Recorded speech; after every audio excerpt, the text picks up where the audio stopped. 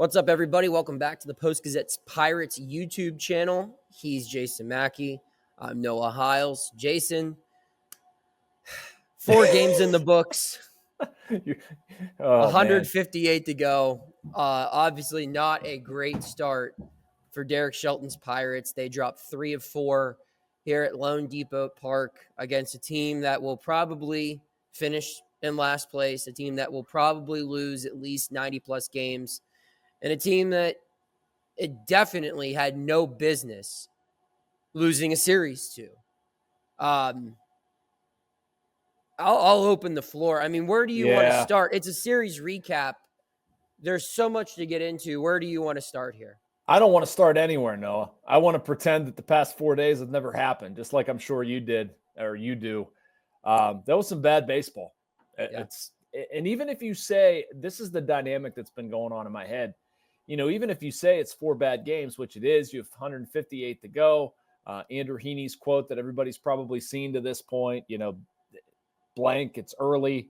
I understand that. I mean, it's early. But at the same time, like, this stuff can lose and tank your season. If you can't figure this out, if you can't play basic fundamental baseball, everything that's gone into this season, the Pirates knowing what they need to improve, winning in the margins, etc. I mean, if you can't do it right now, I've never seen fans as mad as they are right now, and they have every right to be. I'm not saying anybody shouldn't be mad. I don't know if that's a good place to start, but Ji-Hwan Bae, Oneil Cruz, some of Jack Suwinski's escapades in the outfield. Isaiah Kiner-Falefa, I think you tweeted this, turned into, he had a pretty good series. Yeah. He didn't have a good first game, but there were just so many mistakes. The wild pitch by Bednar, Holderman, Bednar. I thought Endy played pretty well at first, but you got to have that block. Just so many little things that they have to do that they didn't do. If this team won 90 games last year, there would be a different vibe. I think the whole, you could brush it early. off. Yeah, it's early. Flush it. It's over with. Even if they had a good offseason, if they had an offseason that people felt good about, you're like, You know what? Hey, we did a lot. It's 4 games, whatever. The truth, the bad things that occurred here in Miami sting extra hard because they were all things that ruined this team season last year. The 2 pitchers who, fair or unfair, get the finger pointed at them as to why the collapse occurred in August, have been responsible for 2 of the 3 losses so far this year. Colin Holderman has already blown 2 saves. David Bednar has already lost 2 games. Base running. Although they've stolen a whole bunch of bases, curious to see how that continues against a catcher not named Nick Fortes, by the way. But they're making outs at home plate. They're ending innings by making outs at third base. It's a continuation. The poor defense, bad mental mistakes, bad judgments, bad execution.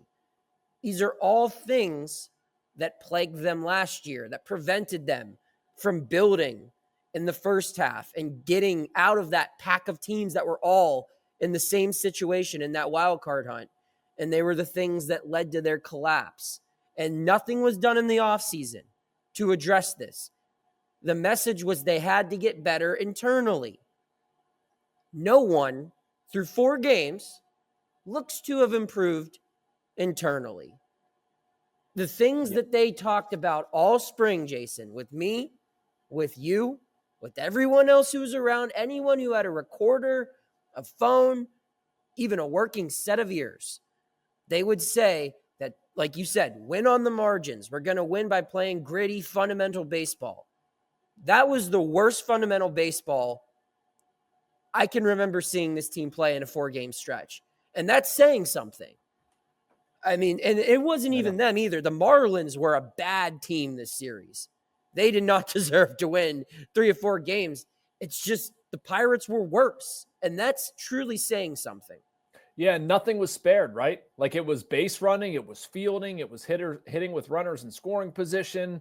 It was, at times, the heart of the order. Like, it was just everything. It was literally everything you could have done wrong, they did wrong. I don't want to talk. I mean, I'll talk. I'm not trying to run away from that. What we were talking about before we started recording this, I thought was interesting. You're there. Please describe the clubhouse to people watching this and what it was like in there. I mean, guys are frustrated, man. And I think there's two different types of camps here. There's the one camp where it's guys who've been through this. It's the elephant in the room has returned. It's, you got to be kidding me. The guys who were here last year are looking at this and thinking, how is this still happening? We've worked all spring to be better in these areas, and you go out and lose 3 games to the Marlins because of the same things that you've worked on all year? That's the one camp. And then the other camp is the small group of newcomers, all of these veterans who have been around winning. And they're looking around going, what the hell is going on here? They're frustrated. Tommy Pham looks inconsolable right now. Andrew Heaney was upset. All of these guys, Kutch is frustrated. All of these guys who were brought in to be the voice of reason, to be a steady presence, they're doing that. They're the ones who are willing to talk. They're the ones who are stepping up and putting a shoulder around the guys making these mistakes. But holy cow, I mean, it feels right now in the clubhouse like it felt in August last year. Boy. And again, we are 4 games into the season. You know what? The only positive that I can pluck from this, and I'm not trying to, it's just sort of where my brain goes with that stuff. I mean, what if it does, hesitate saying this, can't get much worse, which we know it can. Yeah. People who have followed the Pirates, we know it can. But like, if this isn't a flashpoint or a wake-up call or a something to turn this around, or saying like, look, whatever we think we've done, it's not good enough. Whatever you think you're putting into this, it's not enough. Whatever focus we think we've reached, whatever level that is, it's not enough. And you've identified it 4 games into the season. If you can use that for good, okay, maybe. But, it's not absolving everything we're talking about. I can't believe some of the stuff we saw in this series. I mean, let's not look past just, we didn't have a video and we didn't talk about the Oneil Cruz stuff. I mean, some of the stuff we're seeing from Oneil Cruz, why are you not hitting a cutoff man? Why are you sailing throws? Why can you not pull down a ball at the warning track when it hits your glove? Why are you making the last out of an inning at third base? Just inexcusable, fundamental baseball stuff. You and I were talking before we recorded this. I've never seen the Ji-Hwan Bae stuff. And I get the frustration from fans with the coaching staff. I do. It seems like there's not enough accountability. But at the same time, I've reached a point with some of these guys, just having covered them for a season and now 4 games into year 2, where you shouldn't need a coach to understand where to throw the baseball in certain situations. If you played the game long enough, you should know. People who haven't played the game that long know. And I understand in those high leverage spots in the 8th, 9th inning, the game speeds up. That was a common phrase used tonight from both Shelton and McCutchen, that they've got to figure out a way to slow the game down. But this is a game you've been playing your whole life. This is a game that you're being paid well to play for a living. Yeah. And I can't comprehend how you get so lost, how you get so overwhelmed in certain moments where you do something like Ji-Hwan Bae did on the bases today, where you do something like Oneil Cruz did twice in the first 3 games of the season, where there's so many more examples. And another point I want to make here, Jason, is this. I liked what you had to say when you mentioned that maybe this is a come to Jesus moment, that it's like, this has to stop now. And there is certainly an opportunity for this club to get some confidence. If they can win fundamental baseball games, play fundamentally sound, and beat teams like the Rays and the Yankees, who are their next 6 opponents, or their next 2 opponents over their next 6 games, that will get them confident. That will get them feeling right.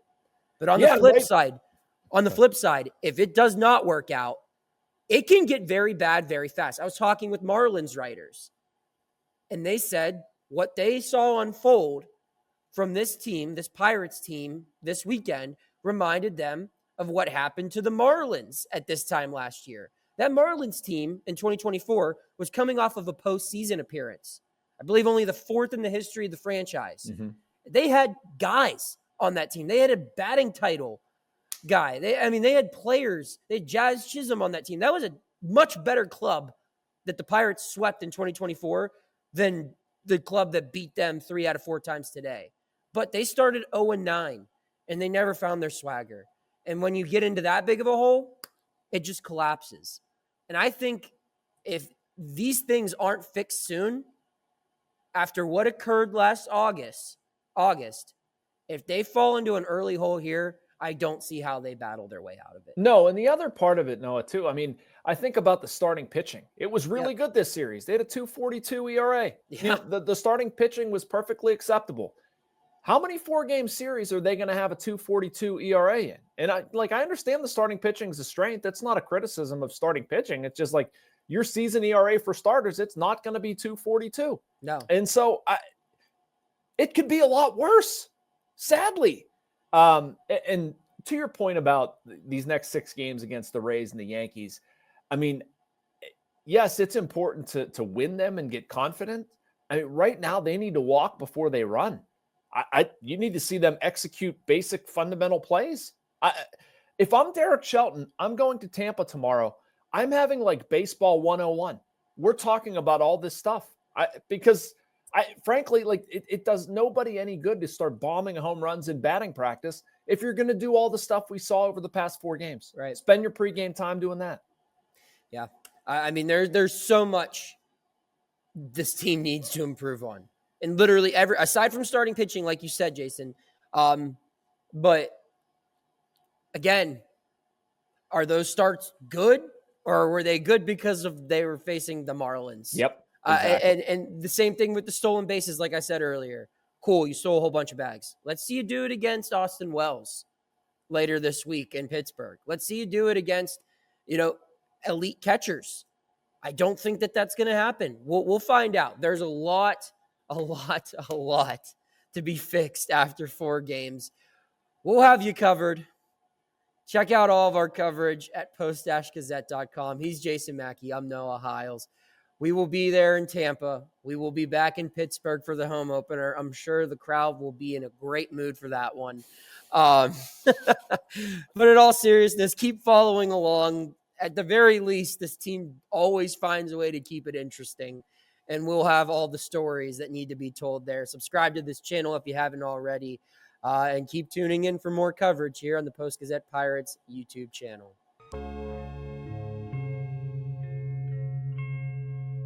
Thank you for checking out this content from Post-Gazette Sports. If you watch this video on YouTube, please like the video and subscribe to our channel. For all of the sports coverage the Post-Gazette has to offer, visit post-gazette.com.